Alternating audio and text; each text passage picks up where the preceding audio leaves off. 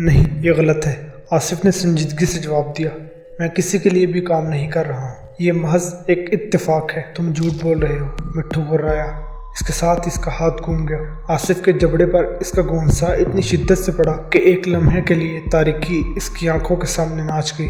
اگر کرسی مضبوط نہ ہوتی تو وہ یقیناً گر گیا ہوتا۔ مٹھو اس پر جھک گیا، بولا، یہ محض ابتدا ہے، بولو، ورنہ پھر کبھی بولنے کے قابل نہیں رہو گے۔ تم بولنے کی حسرت لے کر موت کے منہ میں جا پہنچو گے۔ ٹھیک ہے، آصف نے مصلحت کوشی سے کام لیتے ہوئے کہا۔ اگر تم اسی بات کو پسند کرتے ہو تو ایسا ہی صحیح۔ میں شاہدہ شہاد کے لیے ہی کام کر رہا ہوں۔ بتاؤ اب تم کیا چاہتے ہو؟ بدماش! مٹھو تن کر کھڑا ہو گیا۔ اس کی آنکھیں خوفناک انداز میں چمک رہی تھیں۔ بدماشی کے انداز میں بعد میں دکھاؤں گا تمہیں، اس نے خوفناک لہجے میں کہا۔ تو اس لڑکی نے تمہاری خدمات اس لیے حاصل کی ہیں کہ تم اس کے بوڑھے باپ کے بارے میں معلوم کر سکو کہ وہ اس حالت تک کن لوگوں کے ہاتھوں پہنچا، اور اس نے غالباً اسپتال اسے دیکھنے کے بعد تم سے رابطہ کیا ہوگا۔ بتاؤ وہ کون ہے؟ تم کس کی بات کر رہے ہو مسٹر بدماش؟ اسے اس حالت میں کس نے پہنچایا ہے؟ ایک لمحے کے لیے آصف کی آنکھیں پھیل گئی۔ چند لمحوں تک وہ اپنی چمکدار آنکھوں سے اسے گھورتا رہا، پھر اس کی آنکھیں بجھ گئی۔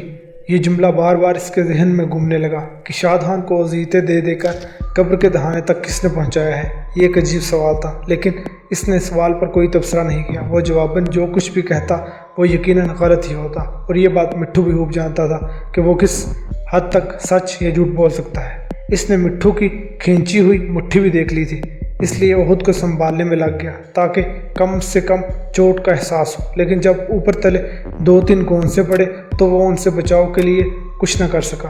تکلیف، بے بسی اور غصے کے احساس نے اس کا چہرہ سرخ کر دیا۔ چوٹیں شدید تھی، لیکن اتنی زیادہ بھی نہیں تھی کہ بے ہوش ہو جاتا۔ وہ اپنے ہی خون کا مزہ چکھ رہا تھا۔ ہونٹ کٹ جانے کی وجہ سے خون اس کی زبان تک پہنچ گیا تھا۔ اس کے کانوں سے مٹھو کی خوفناک اور راتی ہوئی آواز ٹکرائی۔ بولو، جلدی بولو، وہ چیخ رہا تھا۔ اس سے پہلے کہ آصف کچھ کہتا، لڑکی کی سریلی لیکن خوف میں ڈوبی ہوئی آواز سنائی دی۔ نہیں، یہ جھوٹ نہیں بول رہا ہے، میرے لیے ہرگز کام نہیں کرتا۔ میں نے اسے اسپتال میں دیکھا تھا، اس سے پہلے زندگی میں کبھی اسے نہیں دیکھا۔ میں سچ کہہ رہی ہوں، ظالم بھیڑیے۔ آصف نے پہلی بار غور سے اس کی طرف دیکھا۔ وہ اشرف کی طاقتور گرفت میں دبی ہوئی چڑیا کی طرح دکھائی دے رہی تھی۔ اس کا لباس مسک چکا تھا، بال بکھرے ہوئے تھے، لیکن اس کی آنکھیں سلگ رہی تھیں۔ اس کے اد کھلے ہونٹوں سے سفید دانتوں کی قطار نظر آ رہی تھی۔ اچانک وہ آدھی گھوم گئی اور پھر اس کے دانت اشرف کے ایک ہاتھ پر جم گئے۔ اس نے خود کو بڑی حد تک اس کی گرفت سے نکال لیا، لیکن وہ اپنے مقصد میں پوری طرح کامیاب نہیں ہوئی تھی۔ دانتوں نے اشرف کو البتہ چیخنے پر مجبور کر دیا، اور پھر اس نے اسے چھوڑ دیا۔ اشرف کی گرفت سے نکلتے ہی وہ دروازے کی طرف دوڑی، لیکن مٹھو نے لپک کر اسے پکڑا اور پوری قوت سے واپس کمرے میں دھکیل دیا۔ اشرف نے اس کے نرم و نازک رخسار پر تماچا مارا اور وہ فرش پر کسی ڈیر کی طرح پڑی دکھائی دینے لگی۔ اشرف اس کے قریب کھڑا اب غصے سے کسی باولے کتے کی طرح اڑا رہا تھا۔ اسے اٹھا کر کھڑا کر دو اشرف، مٹھو نے تحکمانہ لہجے میں کہا، اور اسے ایک کرسی سے باندھ دو۔ اگر تمہاری ضرب سے اس کی کھوپڑی چٹک گئی تو غلیظ گوریلے، میں تمہیں ایسا سبق۔ تم کیا کرو گے؟ اشرف نے چیلنج کرنے والے انداز میں دریافت کیا۔ وہ کسی بدمست گوریلے ہی کی طرح اس کی طرف پلٹا تھا، لیکن مٹھو کا وجود اس کے بھاری بھرکم جسم سے زیادہ طاقتور اور مضبوط محسوس ہونے لگا۔ میں تمہیں کسی ہارشدہ کتے کی طرح گولی مار دوں گا۔ مٹھو نے اپنا جملہ مکمل کیا۔ تم بہت احمق ہو۔ اس بات کا احساس اس لڑکی کو بھی ہو گیا ہوگا۔ اگر شادان کو کچھ معلوم تھا تو یقیناً اس نے اپنی بیٹی کو ضرور بتا دیا ہوگا۔ تمہارا کیا خیال ہے؟ میں اسے یہاں تفریح کے لیے لایا تھا، اب شرافت سے اسے کرسی پر باندھ کر پانی لے آؤ۔ اشرف کے چہرے پر غصے کے آثار نمودار ہوئے۔ اس کا چہرہ جل اٹھا تھا۔ اس نے اپنے انگوٹھے کی طرف دیکھا جس پر خون نمودار ہو گیا تھا، پھر اس نے ہونہار نظروں سے شاہدہ کو دیکھتے ہوئے اسے فرش سے اٹھایا۔ وہ اس کے ہاتھوں میں ایک نازک سی گڑیا دکھائی دینے لگی۔ اس نے لڑکی کو جھنجھوڑ ڈالا۔ شاہدہ اس طرح جھنجھوڑے جانے پر ہڑبڑا کر آنکھیں کھولنے کے لیے مجبور ہو گئی۔ پہلے تو اس کی آنکھوں سے شدید وحشت برسنے لگی، پھر چند ہی لمحوں میں خود اعتمادی اور جرأت نے ان تاثرات کو دھو ڈالا۔ آصف دل ہی دل میں لڑکی کی جرأت کا قائل ہو گیا۔ راجا نے بڑھ کر لڑکی کو سنبھالا اور اشرف دوڑتا ہوا کچن میں آ گیا۔ واپسی پر وہ رسی لیتا آیا تھا۔ اس نے شاہدہ کے ہاتھ پاؤں کرسی سے باندھ دیے۔ آصف سوچ رہا تھا کہ اگر کوئی راز شاد کو معلوم تھا تو ممکن ہے اس نے اپنی بیٹی کو بھی وہ بتا دیا ہو، لیکن اس بات سے وہ ذاتی طور پر کوئی نتیجہ اخذ کرنے میں کامیاب نہ ہو سکا تھا۔ کیونکہ حالات سے ظاہر ہوتا تھا کہ شاد کو اذیت دینے والے کوئی اور لوگ ہی تھے۔ اس سے کوئی راز اکلوانے کے لیے اسے اتنی اذیت دی گئی تھی کہ وہ موت کے جبڑوں میں پہنچ گیا۔ یہ بات البتہ آصف کی سمجھ میں آ رہی تھی کہ جس کسی نے بھی شاد کو اذیت دی تھی وہ اسے راز بتانے پر آمادہ کرنے میں کامیاب نہیں ہو سکا۔ وہ مختلف پہلوؤں سے اس صورتحال پر غور کرتا رہا، لیکن خیالات کا اونٹ مسلسل بلبلاتا رہا اور کسی کروٹ نہ بیٹھ پایا۔ وہ مٹھو کی آواز سن کر خیالوں سے نکل آیا۔ مٹھو اس وقت لڑکی کو گھورتا ہوا کہہ رہا تھا، تو تم کہہ رہی تھی کہ اسپتال میں اسے دیکھا، تم اس سے وہاں کیوں ملی تھی؟ وہاں کیا کر رہا تھا؟ یہ کیا تمہارے بڑے میاں سے بات چیت کر رہا تھا؟ یہ وہاں ایک اجنبی محسن کے روپ میں آیا تھا، شاہدہ بتانے لگی۔ جب تم نے اور ان درندوں نے اذیتیں دے دے کر میرے باپ کو موت کے جبڑوں میں دھکیل دیا تو یہ ان کے لیے زندگی کا پیغام بن کر آیا۔ اس اجنبی نے اپنا خون دے کر میرے باپ کو موت کے جبڑوں سے کھینچ باہر نکالا اور پھر یہ تمہارے تعاقب میں یہاں تک آ گیا۔ اسے توقع تھی کہ تم اسے خوش آمدید کہو گی۔ مٹھو نے تلخ لہجے میں اس کے جملے کو دوسرا رخ دے دیا۔ نہیں سویٹ ہارٹ، یہ فضول باتیں ہیں، ہمارے ذہن میں نہیں بیٹھ سکتی، کیونکہ تمہیں یہ سن کر شدید حیرت ہوگی کہ ہم وہ درندے نہیں ہیں جنہوں نے تمہارے باپ کو اذیت دی۔ شاید یہ بات بھی تمہاری دلچسپی کا باعث ہو کہ اس معاملے میں لاکھوں روپوں کی گیم بھی شامل ہے۔ میں ستی رقم کا راز معلوم کرنے کی فکر میں ہوں۔ کیا تم اس سے پہلے اس رقم کے بارے میں کچھ جانتی ہو؟ ممکن ہے تم نے جاسوس رپورٹر کی خدمات اس لیے حاصل کی ہوں کہ ہمیں دھوکہ دیا جا سکے اور وہ رقم تمہارے ہاتھوں تک پہنچ جائے۔ بہرحال ہم سب اس 5 کروڑ کی رقم کے بارے میں معلوم کرنا چاہتے ہیں اور ہم آج رات اسی جگہ تم دونوں سے معلوم کر کے رہیں گے۔ شاہدہ اس کی بات سن کر بے بسی سے ہونٹ کاٹنے لگی۔ آصف مٹھو کسی پاگل کتے کی طرح اس کی طرف پلٹا، پھر اس نے اپنے بند کلائی پر بندھی گھڑی میں وقت دیکھتے ہوئے کہا، میں تمہیں مزید 5 منٹ کی مہلت دیتا ہوں۔ یہ معلوم کرنا چاہتا ہوں کہ تم یہاں کیوں آئے، بوڑھے شادان کو کس نے اذیت دے دے کر موت کے منہ میں پہنچایا ہے، اور وہ 5 کروڑ کی رقم کہاں ہے۔ اگر مجھے 5 منٹ میں ان باتوں کا جواب نہ ملا تو اس لڑکی کے ساتھ بھی وہی کچھ ہوگا جس کے باپ کے ساتھ ہو چکا ہے، اور تم اس طرح بیٹھے یہ تماشا دیکھو گے۔ اس کے علاوہ پپو کو باہر گئے کافی دیر ہو گئی ہے، اگر وہ مہلت ختم ہونے تک واپس نہ آیا تو تمہارا حشر بھی ویسا ہی ہوگا۔ کیا میں نے اپنے مقصد کی وضاحت خوب اچھی طرح کر دی ہے؟ آصف خاموش رہا۔ کمرے میں شاہدہ کی اکھڑی اکھڑی سانسوں اور باہر برستی بارش کی آوازیں پھیلی ہوئی تھیں۔ ان 2 آوازوں کے علاوہ ہر کوئی ساکت اور بے آواز تھا۔ موجودہ حالات میں اس کا ذہن مزید الجھ گیا۔ مٹھو نے صاف صاف الفاظ میں شادان کو اذیت دینے والی بات سے انکار کیا تھا اور اس کے لہجے میں جھوٹ کا گمان نہیں ہو رہا تھا۔ آصف کو اس کی بات پر یقین آ گیا تھا۔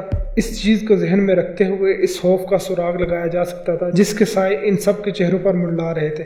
اس سے یہ بھی اندازہ ہوتا تھا کہ وہ اس گھر میں کیوں چھپے ہوئے ہیں۔ غالباً شاد کو جس انداز میں اذیت دی گئی تھی وہ ان کے لیے خوف کا باعث تھا، اور پھر یہ 5 کروڑ کی حقیر رقم کا معاملہ بھی تھا۔ لیکن کیسے؟ کیا گروہ نے پھر کوئی لمبا ہاتھ مارا ہے؟ رقم اڑا لی گئی اور پھر ڈبل کراسنگ کی وجہ سے یہ بدماش ہاتھ ملتے رہ گئے۔ لیکن یہ بات قرینے قیاس نہیں تھی۔ خبروں میں کسی بہت بڑے ڈاکے یا چوری کے بارے میں کچھ نہیں کہا گیا تھا۔ 5 کروڑ کوئی معمولی رقم نہیں تھی۔ اچانک کال بیل بجی، سب بدماش چونک پڑے۔ پھر چشمے زون میں ہی کسی کے ہاتھ میں پستول اور کسی کے ہاتھ میں چاقو نظر آنے لگا۔ ان کی آنکھوں میں بھی وحشیانہ چمک ابھر آئی۔ مٹھو نے لائٹ آف کرنے کا حکم دیا۔ وہ اب حکم بلا چوں چرا مان رہے تھے۔ ڈرائیو وے میں لگی ہوئی ٹپ وائر، مٹھو نے سرسراتے ہوئے لہجے میں کہا، آصف کو کرسی سے ہٹا لو، اس کی ٹانگوں کو اس انداز میں باندھو کہ یہ صرف چلنے کے قابل رہے اور دوڑ نہ سکے۔ اس کے ہاتھ بندھے ہی رہنے دو، لڑکی جہاں ہے اسے وہیں چھوڑ دو۔ آصف کو میرے قریب لاؤ، میں باہر جا رہا ہوں۔ اس بار کسی نے اس سے اختلاف نہیں کیا بلکہ اس کے احکامات کی فوری طور پر تکمیل کر دی۔ آصف کو اپنے سینے پر رسی کی بندش ڈھیلی ہوتی ہوئی محسوس ہوئی، پھر اسے زبردستی کھڑا کر دیا گیا اور اس کی ٹانگوں کی لپٹی ہوئی رسی اس حد تک ڈھیلی ہو گئی کہ وہ چھوٹے چھوٹے قدم اٹھا کر چل سکتا تھا۔ پھر اسے تیزی سے دروازے کی طرف لے جایا گیا جہاں مٹھو اس کا منتظر تھا۔ یہاں کھڑے رہ کر مجھے کور دیتے رہو، اس نے حکم دیا۔ آصف تم میرے آگے آگے چلو، اور کوئی ہماری گات میں ہو تو خدا کی قسم مرنے والے سب سے پہلے تم ہی ہو۔ تمہیں یہ بات باہر چھپے ہوئے اپنے دوستوں کو بتا دینی چاہیے کہ موت تم سے صرف 2 قدم کے فاصلے پر ہے۔ اس نے آصف کو آگے دھکیل دیا۔ آصف کی بائیں کلائی پر اس کے ہاتھ کی گرفت سخت ہو گئی، پھر ریڑھ کی ہڈی میں پستول کی نال چبھنے کا احساس ہوا۔ آصف کا دل شدت سے دک دک کرنے لگا۔ بندھی ہوئی ٹانگوں کی وجہ سے جسم کو متوازن رکھتے ہوئے وہ آہستہ آہستہ زینے سے اترا اور تنگ سے ڈرائیو وے کی طرف چل دیا۔ مٹھو نے اسے بائیں طرف دھکا دیا، وہ اس کی پشت سے لگا چل رہا تھا۔ اگر سامنے سے گولی چلائی جاتی تو پہلے آصف کو ہی لگتی۔ مٹھو اس کی آڑ لیے چل رہا تھا۔ بارش کی تیزی ٹوٹ گئی تھی، اب معمولی بوندا باندی جاری تھی، لیکن بادل اب بھی گرج رہے تھے اور ان کے انداز میں نرمی نہیں تھی۔ اتنا اجالا تھا کہ وہ جھاڑیوں اور درختوں کو آسانی سے دیکھ سکتا تھا۔ اچانک وہ ٹھٹک پڑا، اس کی پشت پر پستول کا دباؤ مزید بڑھ گیا۔ وہ اس چیز کو دیکھ رہا تھا جو اس سے چند قدم کے فاصلے پر پڑی تھی۔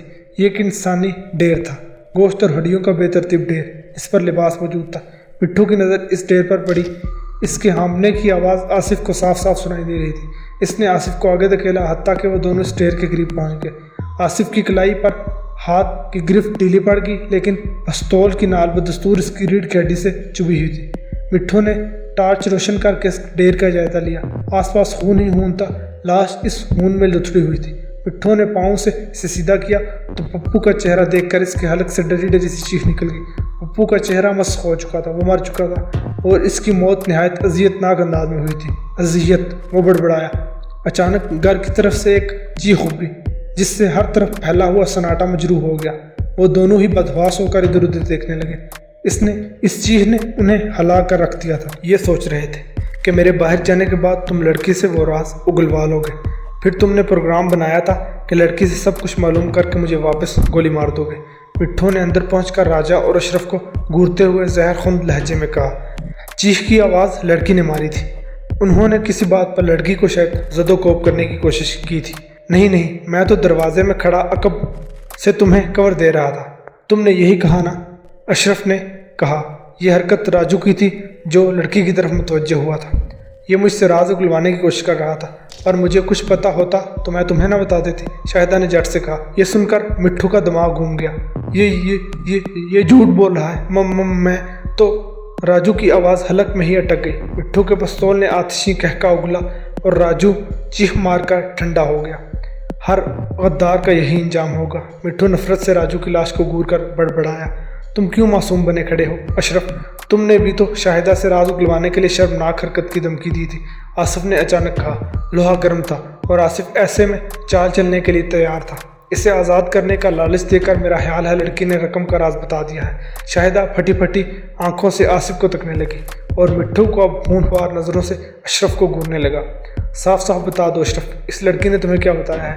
میں نہیں جانتا، وہ چلا کر بولا۔ میں قسم کھاتا ہوں۔ اچانک گولیوں کی ترتراہٹ ابھری۔ اشرف چیخ مار کے ڈھیر ہو گیا۔ مٹھو نے بروقت چھلانگ لگائی اور اپنے ہی پستول سے کھڑکی کی جانب جوابی فائر داغا۔ فائرنگ ادھر سے ہوئی تھی۔ مجھے کھول دو مٹھو، باہر ہم تینوں کا کوئی خطرناک دشمن موجود ہے، آصف چیخا۔ یہ ضرور تمہارے مخالف گروہ کا لاڈلا جانی کا کوئی آدمی ہوگا۔ انہیں بھی اس راز کو حاصل کرنے کا لالچ ہوگا جس کے پیچھے حتیر دولت چھپی ہوئی ہے۔ نہ جانے کتنے اور لوگ اس خطرناک راز تلے قتل ہونے والے ہیں۔ مٹھو نے دیر نہیں لگائی۔ ادھر اس نے چاقو کی مدد سے آصف اور لڑکی کے ہاتھ پیروں کی رسی کاٹی، ادھر کھڑکی سے آنے والے ایک اور برس میں مٹھو کو بھی ختم کر ڈالا۔ آصف نے فوراً شاہدہ کو سنبھالا، مٹھو اور راجو کا پستول اپنے قبضے میں کر لیا۔ اس نے محسوس کیا کہ شاہدہ بغیر معمولی حوصلے سے کام لے رہی ہے۔ یہ لاڈلا جانی کا کام ہو سکتا ہے۔ بلاخر شاہدہ نے بولا۔ دونوں نسبتاً محفوظ آڑ میں آ گئے۔ اوہ، تو کیا تم جانتی ہو؟ میں ان سب کو جانتی ہوں، وہ بولی۔ اشرف کا پستول مجھے اٹھا کر دے دو، میں پستول چلانا جانتی ہوں۔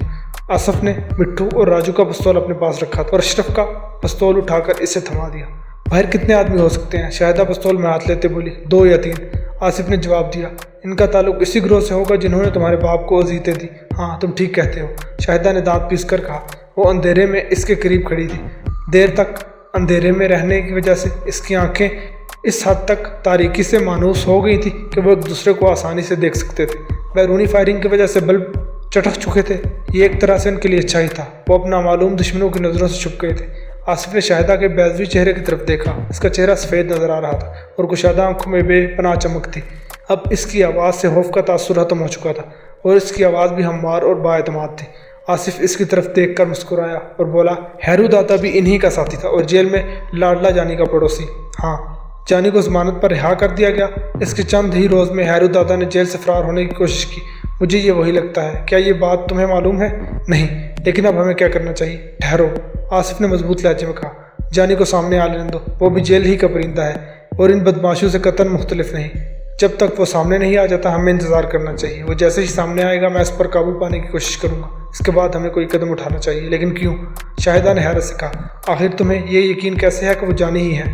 آخر وہ کہتے کہتے رک گئی۔ ہاں، میرا خیال ہے کہ میں سب کچھ سمجھ گئی ہوں۔ پتہ نہیں کیوں میں اپنے خیال کو رد کر رہی ہوں۔ यकीनन तुम भी मेरी तरह सब समझ चुकी हो। अब मफरूज़े को हकीकत बन जाना चाहिए, आसिफ ने गहरे पुरसोच लहजे में कहा। मामला वही 5 करोड़ की रकम का है जिसके पीछे ये सब ख्वार हो रहे हैं, और वो दर हकीकत हैरू दादा की रकम थी। क्या ये गलत है शाहिदा?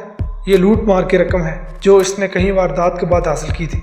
चंद लम्हों तक शाहिदा तजब्जुब की वजह से खामोश रही, फिर बोली, हाँ वो रकम डकैती ही से हासिल हुई थी।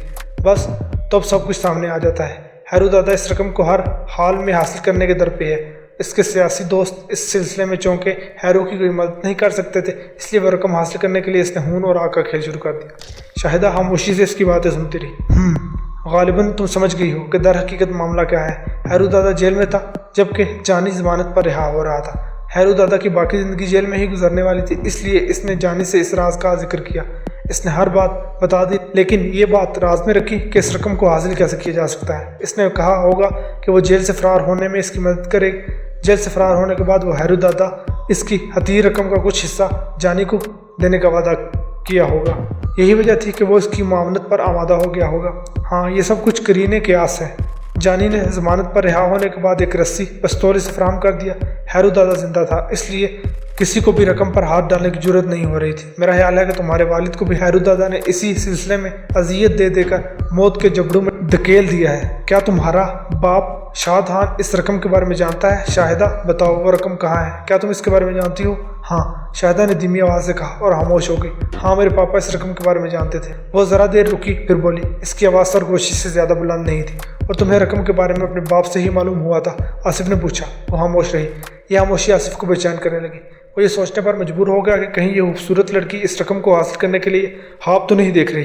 कहीं इसके जहन में ये बात तो नहीं कि वही इस रकम को हासिल करेगी। अगर इसका बाप अस्पताल में मर गया तो यकीन वही इस रकम की वारिस थी, लेकिन गैर कानूनी तौर पर बाहर कैफ वो अभी अपना सवाल निस्बतन सख्त लहजे में दोहराने का इरादा कर ही रहा था कि शाहिदा ने इसका हाथ थाम कर दबाया।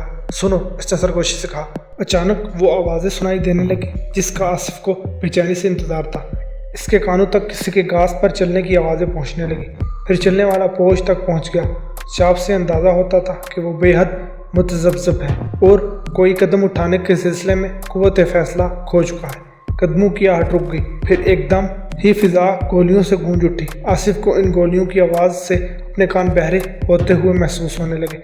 मज़ीद खिड़कियाँ और शीशे टूट टूट कर बिखरने लगे। आसिफ ने फुर्ती से शाहिदा को फर्श पर गिरा दिया और ख़ुद इसके पहलू में ढेर हो गया। शाहिदा, इधर आ जाओ, मेरे पीछे दुबक जाओ, इसने सरगोशी की। शाहिदा के हाथ में भी पिस्तौल था और वो इसे चलाना जानती थी, ताहम वो भी एक पोजीशन बनाए इससे थोड़े फासले पर दुबकी बैठी थी। इन दोनों ने भी जवाबी फायरिंग की। अचानक एक चीख उभरी और खिड़की से एक शख्स लुढ़कता हुआ अंदर कमरे में आ गिरा। इसे शाहिदा ने निशाना बनाया था। आसिफ ने महसूस किया कि अब जो शख्स फायरिंग कर रहा है वो वादी के किनारे पर यूं छुपा हुआ है कि सिर्फ इसकी गन और इसका सर थोड़ा सा दिखाई दे रहा होगा। आसिफ इसे देख नहीं सकता था। वो जल्दी से मेज़ की आड़ से निकला और खिड़की से नीचे जा बैठा।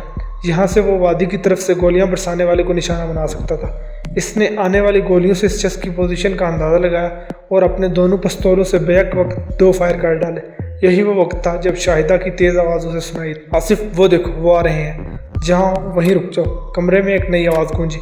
लहजा दीवानगी से भरपूर और गुर्राहट अमेज़ था। साथ ही इसे शाहिदा की दबी दबी आवाज़ भी सुनाई दी, जैसे वो दबोच ली गई हो। पिस्तौल फेंक दो और बेहिस्तो हरकत हो जाओ। लड़की इस वक्त मेरे कब्जे में है। अगर तुमने ज़रा भी हरकत की तो उसे गोली मार दूंगा। धमकी देने वाले ने यकीन दहानी के लिए एक टार्च रोशन कर दी थी, जिसकी रोशनी शाहिदा के चेहरे पर पड़ने लगी। यूं आसिफ को यह अंदाज़ा लगाने में मुतलक दुश्वारी ना हुई कि लाडला जानी इस वक्त वहाँ पहुँच चुका है। आसिफ बेखौफ था, लेकिन गुस्से की वजह से इसके तन बदन में आग लग गई थी। सुना नहीं तुमने?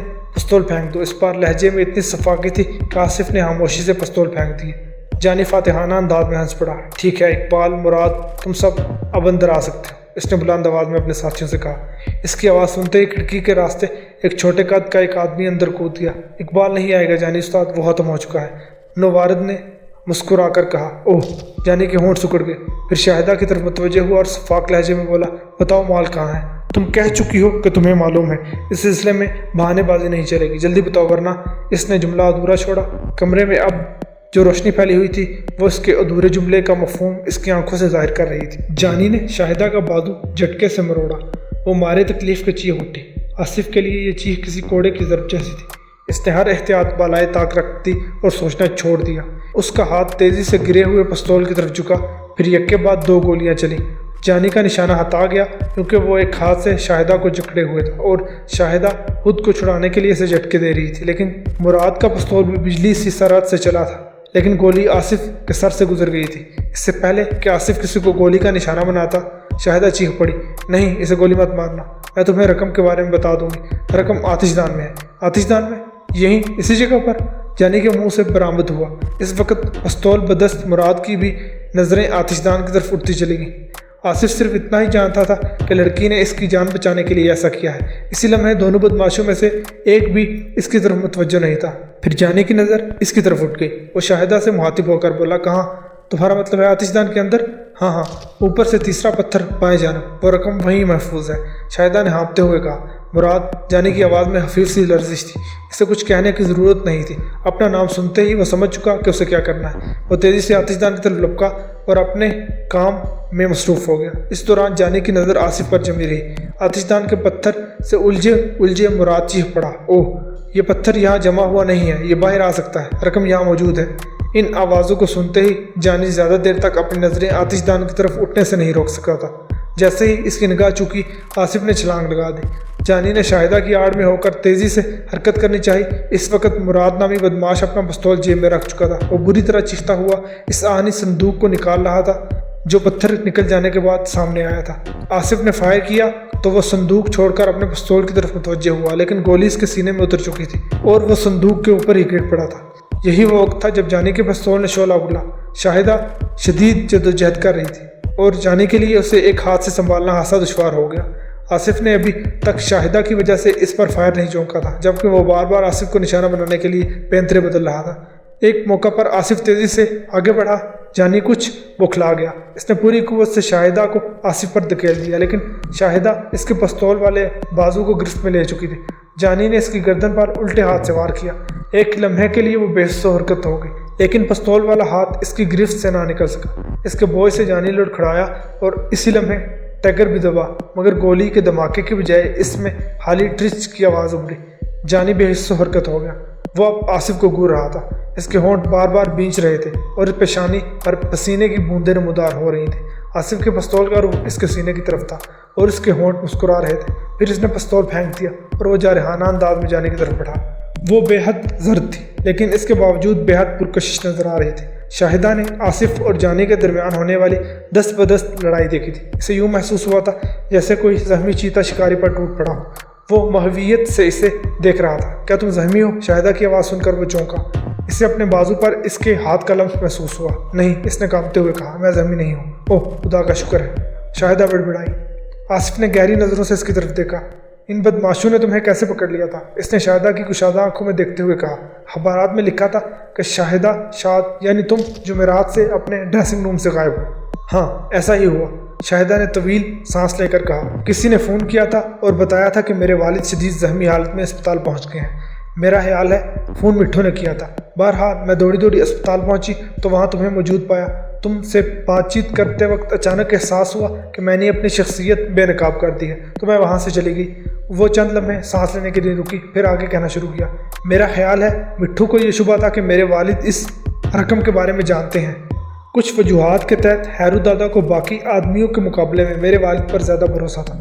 میرے والد یہ سمجھے کہ وہ قریب المرگ ہے۔ اس خیال کے تحت انہوں نے رقم کے متعلق مجھے بتا دیا۔ پھر میں جیسے ہی اسپتال سے نکلی، مٹھو اور اس کے ساتھیوں نے مجھے اغوا کر لیا۔ اس کی بات سن کر آصف تفہیمی انداز میں اپنے سر کو جنبش دینے لگا۔ اس کی نظر دانت کے صندوق کی طرف اٹھ گئی جو اب فرش پر پڑا تھا۔ مراد کے ہاتھوں سے گرنے کی وجہ سے صندوق کھل گیا تھا اور اس میں موجود نوٹوں کی رنگا رنگ گڈیاں نظر آنے لگیں۔ آصف نے غور سے اسے دیکھا تو احساس ہوا کہ صندوق میں خاصی رقم موجود ہے۔ اس نے نوٹوں کی گڈیاں درست کر کے جمائیں اور صندوق کا ڈھکنا بند کر دیا۔ تم اب اس رقم کو رکھ سکتے ہو آصف، میں اس میں کچھ بھی نہیں لوں گی۔ تم نے جو کچھ بھی کیا ہے اس کے لیے تمہارا حق اس پہ ہے، میں یہ رقم نہیں لوں گی۔ شکریہ شاہدہ، لیکن مجھے اس رقم کی کوئی ضرورت نہیں، وہ بولا۔ اگر میں یہ رقم پولیس کے حوالے کر دوں تو تمہیں انعام مل سکتا ہے اور انعام کی رقم ہم برابر تقسیم کر لیں گے۔ اگر ایسا نہ بھی ہوا تو ہمیں یہ رقم خرچ کرنے میں ذرا بھی لطف نہیں آئے گا، کیونکہ یہ بہرحال ہمارے ملک کے قومی خزانے کی امانت ہے۔ ہاں، انعامی رقم مل گئی تو میں اسے تم پر خرچ کرنا چاہوں گا۔ اس نے یہ کہتے ہوئے مانی خیز نظروں سے شاہدہ کے چہرے کی طرف دیکھا۔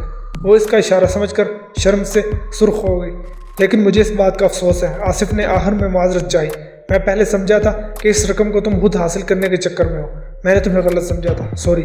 نہیں آصف، میں اس رقم کے بارے میں ان لوگوں کو کبھی نہ بتاتی، چاہے وہ جو کچھ بھی کر لیتے۔